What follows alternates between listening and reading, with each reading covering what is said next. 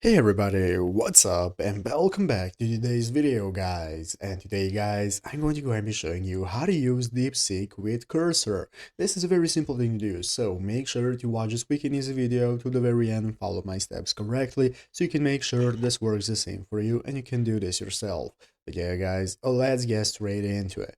So the first thing you want to do is to go ahead and open up the official Deepseek website right here, deepseek.com if you've not already, and after opening it up, you'll be greeted by the main page right here where you can get started registering for an account. So guys, you will need an account to use this Deepseek with your cursor. So what you want to do is click the start now option right here. By clicking start now is going to enable you to register for an account, and if you already have an account you can just go and log in, and after logging in successfully it's going to open up this chat right here where we can get started with Deepseek. So now we can go back to the main page, and here in the upper right corner you can see there is an API platform. This is what we're going to be using. So guys, as you can see right here on this GitHub page, you can go ahead and take a look at how you can get started with using cursor and Deepseek. You want to follow the steps right here. Basically, in cursor settings, you want to disable all models. So make sure to disable all models in your cursor settings, and then you can add the Deepseek coder as a new model. In OpenAI API key, you can add your URL API key. So as you can see here in the API platform, we can open up our API platform. That's going to enable us to log in. So go ahead and log into your account you just created. And as you can see, after logging into your account, you're going to go and be greeted by this dashboard right here where in the left side screen you can create an API key.